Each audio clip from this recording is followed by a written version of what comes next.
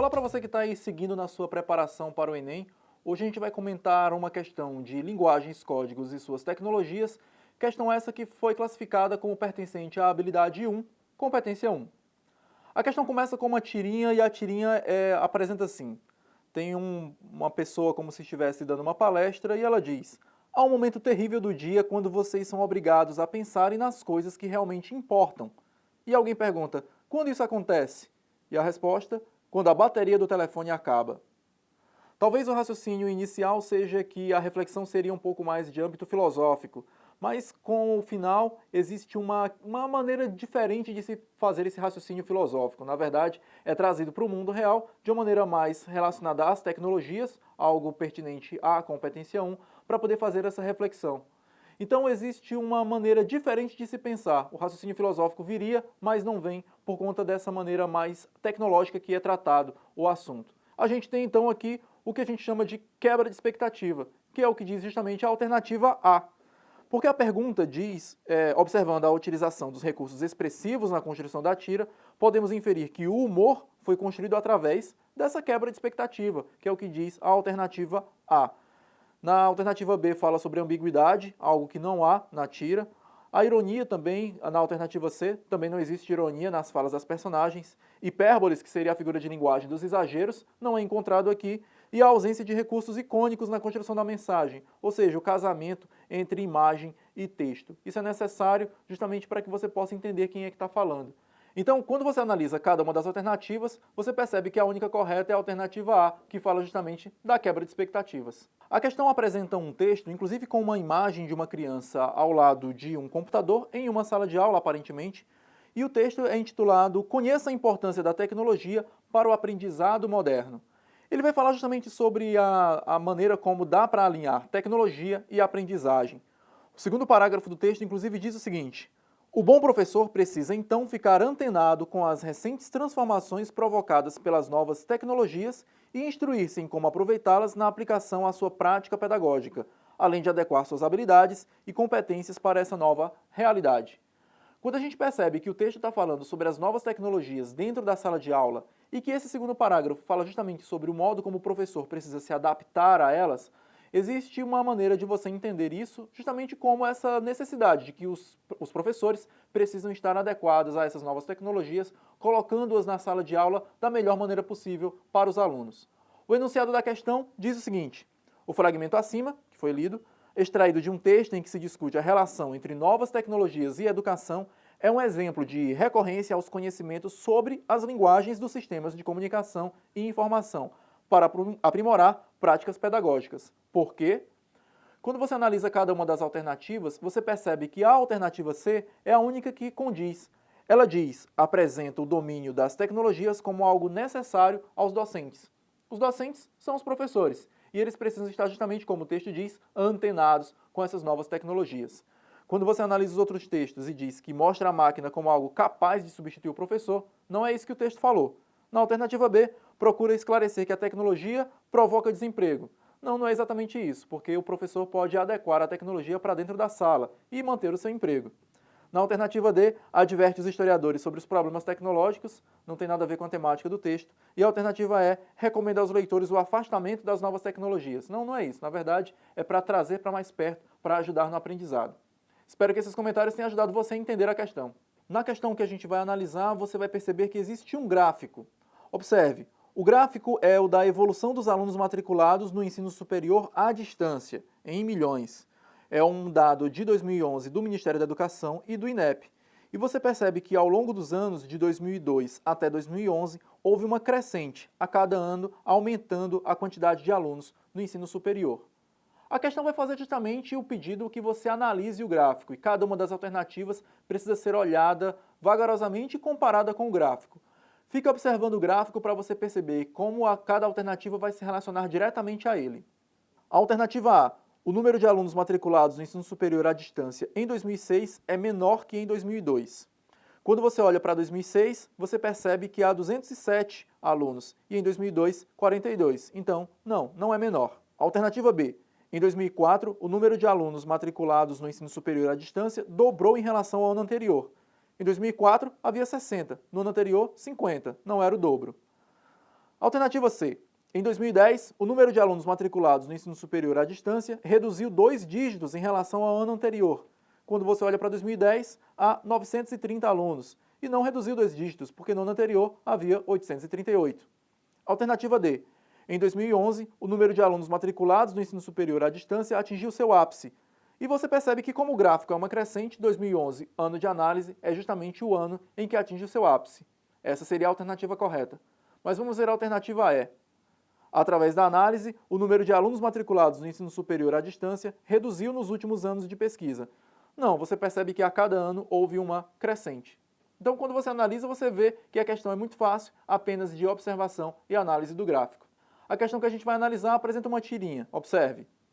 Na tirinha existe aí a evolução das idades. Na idade da pedra, um homem martelando uma pedra. Na idade do bronze, um bronze. Na idade do ferro, um homem martelando o ferro.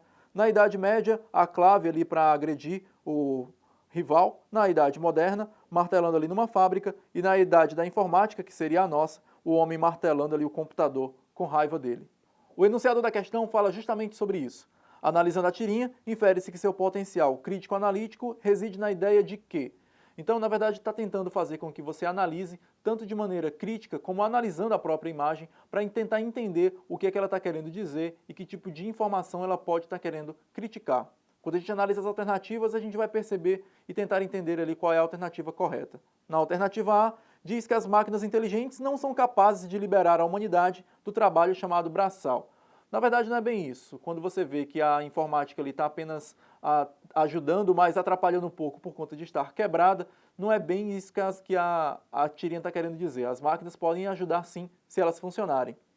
A alternativa B fala a eficiência das máquinas colabora para a diminuição do estresse e do tempo ocioso do trabalhador. Quando você percebe que o homem está lá batendo no computador, o estresse ali deve estar em alta, porque ele já está até inclusive agredindo a própria máquina.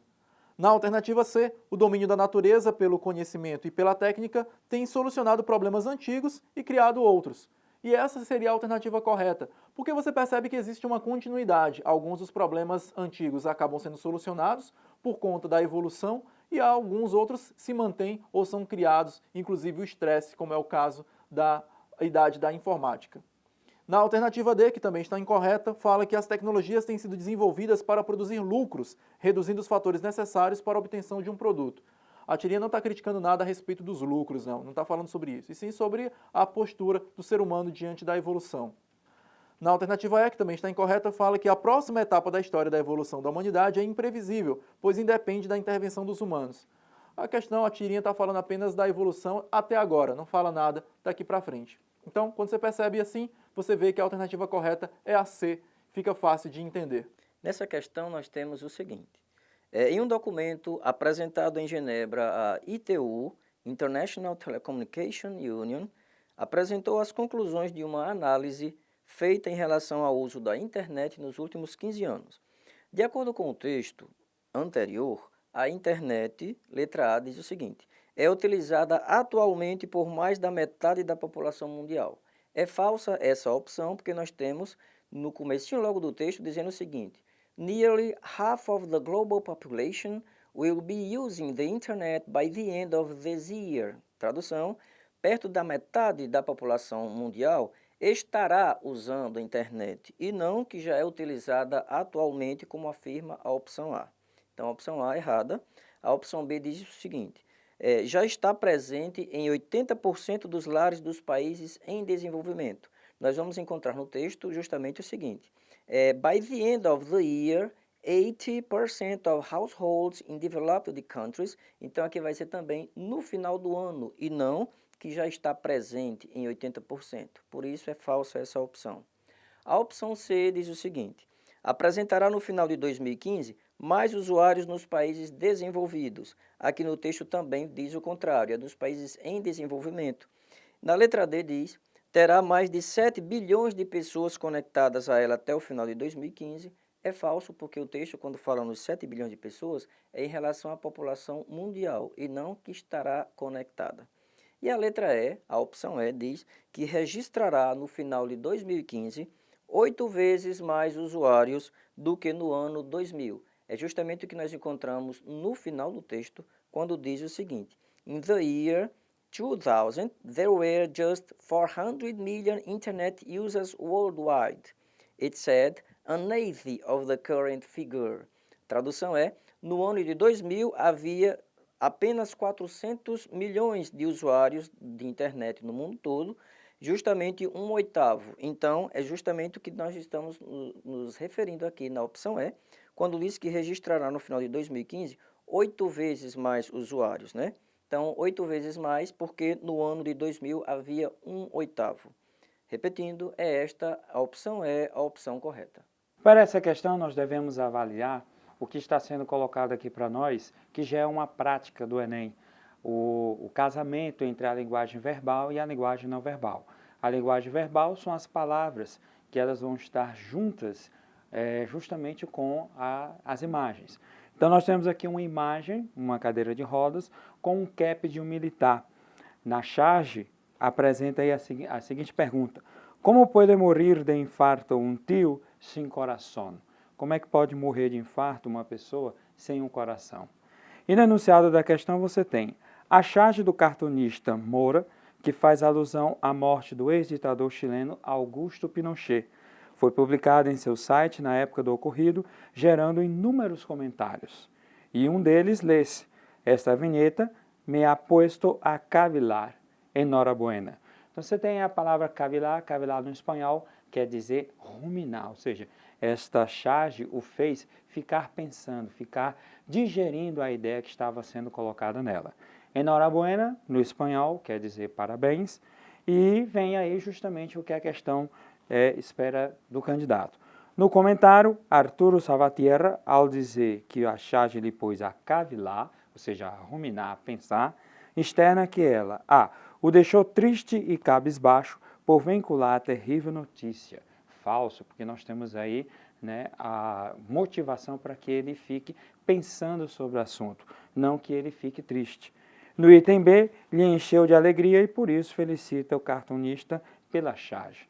Também o item B será falso, porque em nenhum momento nós percebemos aí a motivação para que ele fique pensando sobre o assunto. No item C, o fez pensar no tema de maneira mais detida e profunda. Então, você vê que o item C está diretamente relacionado ao sentido do verbo cavilar, que seria o ruminar no português. No item D, levou o autor do comentário a chorar com a notícia, não houve manifestação de tristeza com o uso dessa palavra, e o item E lhe trouxe a notícia mais aguardada do momento. Portanto, resposta C.